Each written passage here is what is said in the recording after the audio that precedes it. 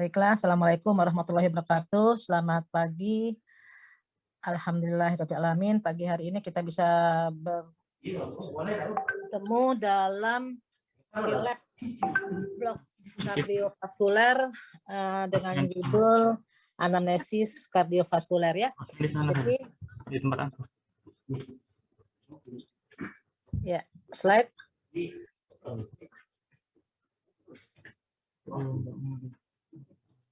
Bisa muncul slide berikutnya?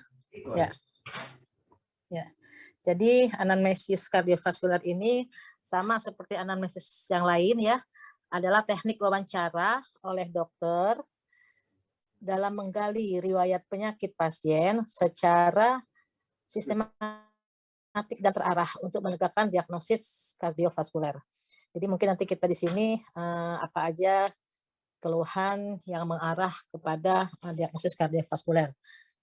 Sebenarnya sih banyak ya keluhan-keluhan yang mengarah ke diagnosis kardiovaskuler. Mungkin nanti kita batasi hanya di anamnesis ini kayaknya hanya 2 ya. Oke, tekniknya dengan melakukan wawancara dan komunikasi dengan pasien. Jadi anamnesis ini bisa tidak baik kalau kita ada banyak masalah ya. Biasanya gagal itu berkomunikasi karena masalah bahasa, karena kondisi pasien, misal pasiennya sesak sehingga tidak bisa ngomong, atau misalnya pasiennya dengan banyak macam ya kondisi pasiennya, misalnya karena keilmuannya ya, bisa gitu. Jadi nanti kita bisa minta bantuan untuk anamnesa, bisa auto dan halo anamnesa ya. Kemudian kita juga biasanya gagal mengarahkan anamnesis ke pasien. Jadi kalau anamnesis jangan kita minta jawaban iya atau tidak. Jadi kita usahakan bagaimana pasien itu bisa berkomunikasi sehingga bisa menceritakan sendiri penyakitnya, tetapi tetap kita arahkan ya, di mana kita menggali dari wawancara itu untuk menegakkan diagnosis daripada kardiovaskuler ya. Jadi benar-benar antara ilmu dan seni ya dalam berkomunikasi anamnesis kardiovaskuler ini. Jadi sebenarnya sih anamnesis ini sama aja dengan penyakit-penyakit lainnya dalam bidang ilmu kedokteran, itu penting sekali antara ilmu dan seni ya. Kemudian bisa juga gagalan daripada anamnesis ini karena penolakan oleh pasien karena tidak nyaman. Jadi sebelum kita anamnesis pasien, kita usahakan ada rasa nyaman, kepercayaan antara pasien dengan kepada dokternya. Yaitu. Kemudian sebaiknya juga kita bisa memahami ya banyak bahasa, itu sebaiknya ya. Tapi mungkin kita bisa bahasa pasien itu kita bisa deskripsi sendiri ke bahasa kita ya. Jadi kadang pasien tidak bisa bahasa Indonesia semua, kadang mungkin bahasa daerah ya, banyak faktor. Ya, baik, slide berikutnya. Nah, tujuan daripada skill lab ini adalah melatih dan mempraktekkan komunikasi efektif antara mahasiswa dan pasien dalam hal menggali riwayat penyakit.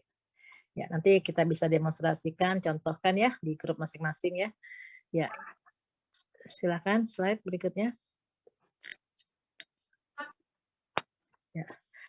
Nah, setelah mengerjakan skill lab ini, diharapkan mahasiswa mampu mempraktekkan komunikasi yang efektif dan membangun suasana hubungan antara dokter dan pasien yang baik, melakukan teknik anamnesis yang sistematik dan terarah, menggali riwayat penyakit pasien khususnya keluhan utama, angina pectoris dan sesak nafas pada sistem kardiovaskuler. Jadi dari anamnesis ini kita bisa udah dapat minimal 80% ya untuk menegakkan diagnosis sementara pada pasien ini. Apakah keluhannya ini berhubungan dengan sistem kardiovaskuler. Nah, nanti mungkin saya contohkan ya, seperti misalnya pada keluhan angina pectoris ya, itu biasanya chief complaint-nya nyeri dada. Bisa nyeri dadanya itu menyebar ya, bersifat menjalar. Jadi chief complaint ini adalah keluhan utama yang membawa pasien datang ke rumah sakit. Itu yang membawa dia ke rumah sakit. Dan selanjutnya kita bisa melakukan riwayat perjalanan penyakit, bagaimana keluhan nyeri itu, nyerinya misalnya dipengaruhi oleh aktivitas atau tidak, dipengaruhi oleh emosi, kemudian ada nggak faktor pencetusnya, terus tanya lagi, ada nggak riwayat komorbid atau faktor risiko sebelumnya, misalnya hipertensi, diabetes, gitu. Kemudian pada keluhan sesak nafas, biasanya keluhan sesak nafas pada sistem kardiovaskular itu, sesak nafasnya tidak sekaligus ya. Biasanya walaupun datang sekarang ini sesak nafas, biasa sesak nafas yang bertambah sejak kapan. Kemudian didahului sebelumnya mungkin sesak nafas saat melakukan pekerjaan yang ringan, kemudian bisa juga selanjutnya pekerjaan yang berat. Terus bisa juga adanya keluhan yang terbangun saat malam hari karena sesak, dan bisa sesak tidak dipengaruhi oleh cuaca. Ya, biasanya kardiovaskular sesaknya dipengaruhi oleh aktivitas ya. Oke, slide selanjutnya. Nah, di sini rangkaian acara pembelajaran pada skill lab anamnesis didahului oleh pendahuluan. Kita udah mulai ini selama 10 menit. Nanti akan didemonstrasikan oleh masing-masing instruktur. Dan kemudian nanti mahasiswa akan melakukan simulasi secara bergantian. Mungkin satu pasien, satu lagi bisa sebagai dokter. Ya, nanti kemudian mahasiswa akan melakukan praktek secara bergantian. Baik, slide selanjutnya. Nah, ya ini sebenarnya sih ada propandus ya, karena tidak bisa. Jadi nanti secara daring. Jadi nanti langkah-langkahnya pertama harus memperkenalkan diri dan menyatakan tujuan. Ya, jadi bilang saya dokter apa, tujuannya untuk apa, ya. Jadi sehingga kita bisa melakukan komunikasi, membuat rasa nyaman dulu antara pasien dengan dokter. Dan usahakan dengan bahasa yang dimengerti oleh pasien. Kemudian menanyakan keluhan utama. Di sini kita batasi dengan angina pectoris ya.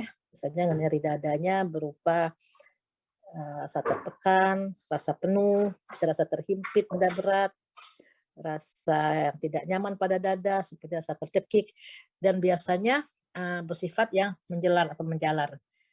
Dan tidak bisa ditunjuk oleh satu jari, biasanya nyerinya itu ya. Kemudian lokasi nyerinya bisa di dada, bisa di substernal, epigastrik, bisa sampai mencapai lengan kiri, dan bisa juga ke arah ke kanan ya. Memang dominan ke kiri. Ini kan kedua lengan, bisa rahang bawah, bisa ke punggung. Ya, kemudian penjalanannya kemana? Terus durasinya, apakah nyeri itu semakin lama semakin nyeri ya. Jadi nanti kita bisa menentukan, karena seperti kita ketahui angina pectoris ini kan kita bagi yang akut 3 ya, unstable, STEMI, dan non-STEMI ya. Jadi durasi nyerinya ini sangat penting sekali ya. Ya, lamanya ya, kemudian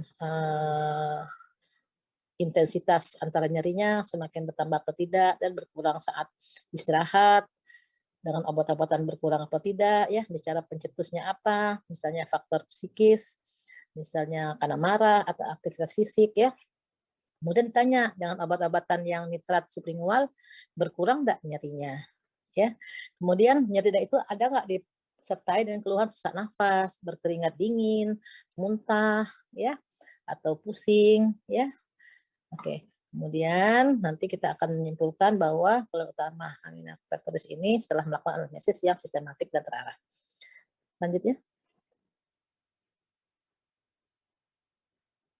Ya, lama pelaksanaan 150 menit, tempat pelaksanaannya melalui metode daring. Nanti kita bagi kalau nggak salah 9 grup ya, metode daring seperti tutorial kemarin ya. Ya, slide. Oke, ini rujukannya bisa dibaca, ini sudah kita bagikan ya. Kalau ada pertanyaan dari mahasiswa, boleh? Boleh raise hand.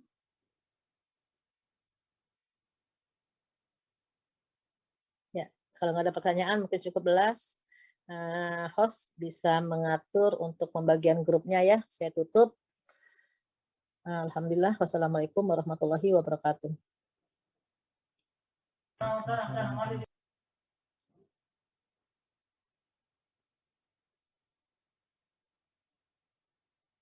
Ya, host, saya kembalikan ke host ya.